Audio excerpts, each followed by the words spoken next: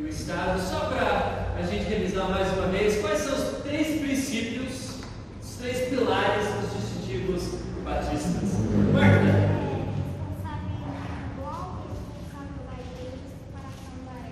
Exato, muito bem. Responsabilidade individual, responsabilidade da igreja local e a separação da igreja e do Estado. E nós falamos um pouco sobre essa função do Estado, também falamos sobre um pouco da função da igreja. E hoje nós vamos entrar em um pouco o assunto sobre o reino, que isso tem a ver com essas visões assim sobre o envolvimento da igreja e o Estado. Mas antes disso, vamos começar com uma palavra de oração.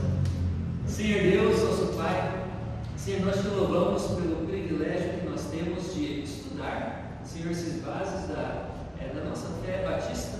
Senhor, eu oro que nós podemos ser bem firmes na nossa história, na tradição cristã, que nós podemos realmente explicar claramente, Senhor, quem nós somos, e nós podemos realmente fazer essas contribuições para a igreja toda, Senhor. Eu oro que nós podemos ser fiel ao ensino do nosso Senhor Jesus Cristo. Tudo isso em nome de Jesus. Amém. Amém. Ok, nós falamos um pouco sobre a função do Estado e depois nós falamos um pouco sobre a função da igreja. Eu digo que o Estado tem essa responsabilidade de criar um sistema pelo qual nós vivemos, pelo qual a sociedade pode prosperar. Também nós vemos que o governo tem essa responsabilidade de restringir os corações pecaminosos. Então o governo faz leis e pune pessoas que vão transgredir essas leis. Então nós falamos sobre a função da igreja. Nós vemos que realmente a função da igreja é principalmente espiritual. Nós falamos de evangelismo, de fazer discípulos de Jesus Cristo, de santificação, de ajudar esses discípulos de Cristo a crescer na fé cristã, ser cada vez mais conformados com a imagem de Cristo. E nós terminamos com essa visão de Jeremias, vivendo como exilados. Nosso lar não é aqui, nossa esperança final não é aqui nesse mundo, nessa cultura. Então nós devemos viver como exilados e buscar o bem da cidade, igual Jeremias fala. Busca o bem da cidade onde vocês estão. Na prosperidade daquela cidade, vocês vão achar a sua prosperidade. Então, a coisa que nós devemos fazer aqui, devemos buscar o bem de Presidente Prudente, no estado de São Paulo, no Brasil, nossa cultura brasileira, uma coisa boa a gente buscar isso. Agora nós vamos falar um pouco sobre o reino de Cristo e o reino do mundo. Aqui realmente é um assunto muito importante, e para a gente entender a importância disso, muitos crentes vão argumentar que nós devemos trazer o reino de Cristo e nós vamos fazer esse reino manifesto aqui no mundo através da igreja, ok? Eu estava falando um pouco sobre essa teologia, mas eu estava estudando um pouco sobre isso nessas últimas semanas, e um dos versículos que é usados para isso é a grande comissão do nosso Senhor Jesus Cristo. Então você quer abrir comigo para Mateus 28.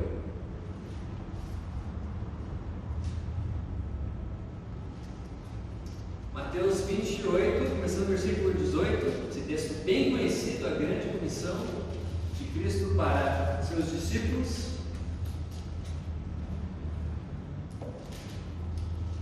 Versículo 18: Jesus, aproximando-se, falou-lhes, disse: toda a autoridade me foi dada no céu e na terra, portanto vão e façam discípulos de todas as nações, batizando-os em nome do Pai, do Filho e do Espírito Santo. Okay?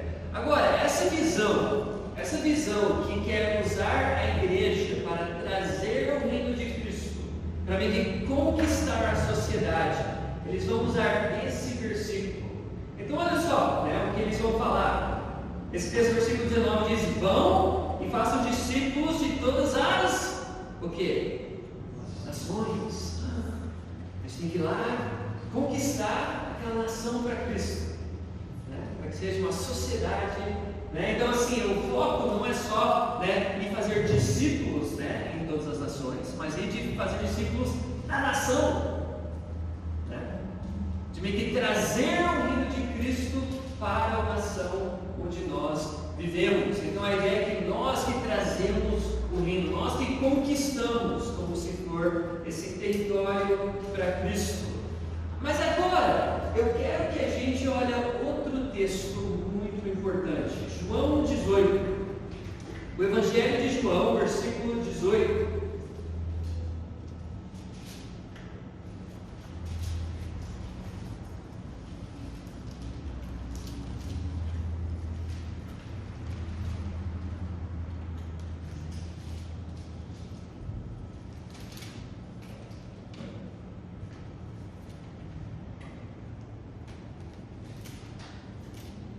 Vamos começar o versículo 33. Aqui Cristo está perante Pilatos para ser julgado, para ver se realmente ele é culpado desse pecado, né, que esse crime de ser contra César. Que versículo 33, Pilatos entrou novamente no pretório, chamou Jesus e lhe perguntou: você é o rei dos judeus? Jesus respondeu: essa pergunta vem do Senhor mesmo, ou foram outros que lhe falaram a meu respeito? Jesus gosta de responder uma pergunta com outra pergunta, né? Muito interessante. Versículo 35: por acaso sou judeu? Pilatos respondeu aqui: a sua própria gente e os principais sacerdotes é o que entregaram a mim. Que foi que você fez? Jesus respondeu, olha só, isso é muito importante. Jesus respondeu: o meu reino não é deste mundo. Se o meu reino fosse deste mundo, os meus ministros se enviariam para mim, para que eu não fosse entregue aos judeus. Mas agora, o meu reino não é daqui. Pilatos respondeu: então você é rei? Jesus respondeu: o Senhor está dizendo que sou. O jeito de falar sim. Cristo é rei. Cristo é rei. Mas é interessante notar aqui o que Cristo falou. Ele falou: atualmente, agora, meu reino não é deste mundo. E aqui o perigo, né? Aqui uma coisa que nós precisamos entender, né? O reinado de Cristo na era da igreja agora é um reinado espiritual. É um reinado espiritual. Então é perigoso a gente misturar isso com política. Atualmente, agora, o reino espiritual e o político vão ser unidos. Quando? Somente quando Cristo voltar para estabelecer o reino milenar. Quando Cristo voltar, aí sim o reino de Cristo vai ser, se for desse mundo, vai ser visto em toda a sua glória, toda a sua majestade. Mas atualmente nós vivemos em um tempo intermediário, já e ainda não. O reino está presente, mas ainda não está em vigor, está consumado. Nós vivemos nessa tensão atualmente. Isso é uma coisa que os batistas vão apelar realmente para sugerir essa separação da igreja e do Estado. Realmente, um dos instintos batistas é de ver como suspeita qualquer grupo que quer usar meios religiosos para alcançar um fim político. E hoje em dia está se tornando mais popular isso, né? Usando meios religiosos para conseguir um fim político. Aqui no Brasil, nosso contexto aqui no Brasil, nós vemos isso principalmente através do Brasil Paralelo. O Brasil Paralelo tem essa visão, né? A volta da monarquia, debaixo, né, da superioridade do bispo de Roma, né? Fazer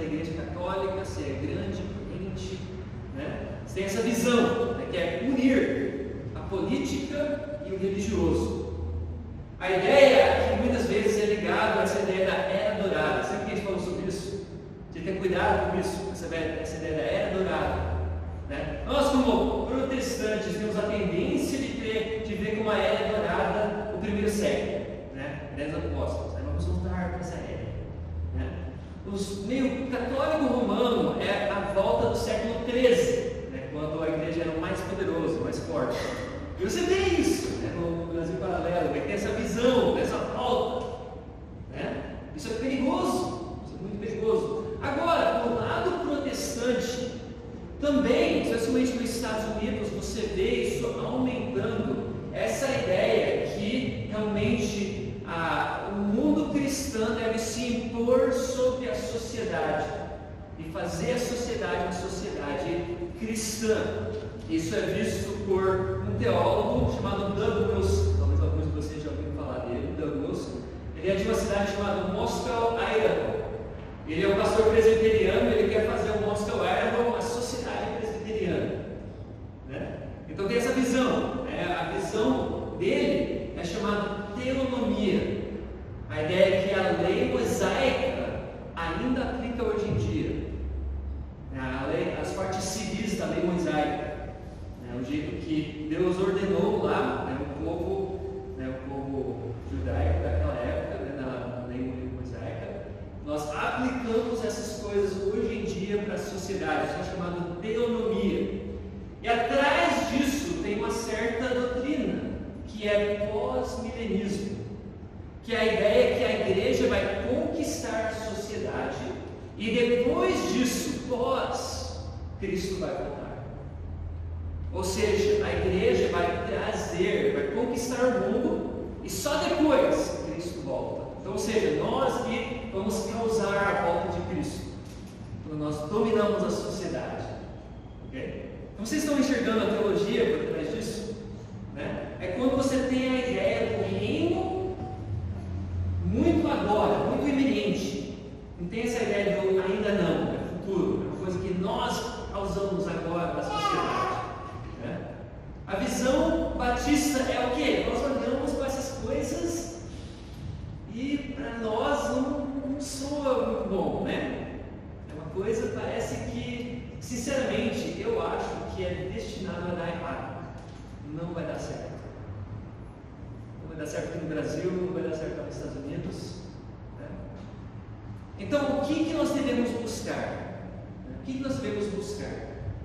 Uma coisa, nós podemos buscar o bem da cidade, o bem da sociedade, como nós já falamos. Nós devemos buscar influência orgânica, através de evangelismo, discipulado, pessoas aceitando Cristo, pessoas sendo discipuladas a seguir Cristo. Aí crentes, começando talvez negócios cristãos, escolas cristãs, você pode influenciar a sociedade. Mas a realidade é que esses sucessos sempre vão estar limitados até a volta de Cristo. Nós podemos buscar envolvimento político como um meio de influenciar a estrutura governamental e as leis do nosso país para refletir a justiça divina. Ou seja, nós podemos participar do governo, podemos tentar influenciar para que o governo tenha leis justas, morais, que lutamos contra coisas tipo o aborto, o divórcio fácil, que é uma coisa que quebra a família. Nós podemos lutar contra essas coisas, mas nós sempre entendemos que até a volta de Cristo, o sucesso desses esforços vai ser limitado. Nunca vai dar certo perfeitamente. Nós não vamos trazer o reino de Cristo aqui no mundo, até a volta de Cristo. Então, a aplicação, nós devemos viver debaixo de certas prioridades. E quais são essas prioridades? Viver em obediência a Cristo, nosso Rei. Cristo é o nosso Rei. Ele reina atualmente em nossas vidas, na igreja. Mas também nós devemos viver em submissão e respeito ao governo.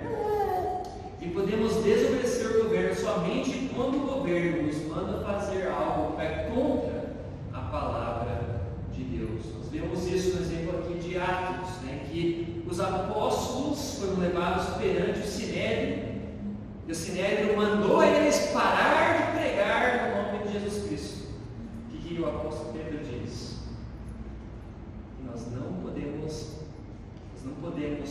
obedecer homens e não obedecer Deus. Primeiro precisamos obedecer Deus. Então, nesses casos, quando tem um mandato para você fazer uma coisa contra a palavra de Deus, você pode desobedecer e aceitar as consequências disso.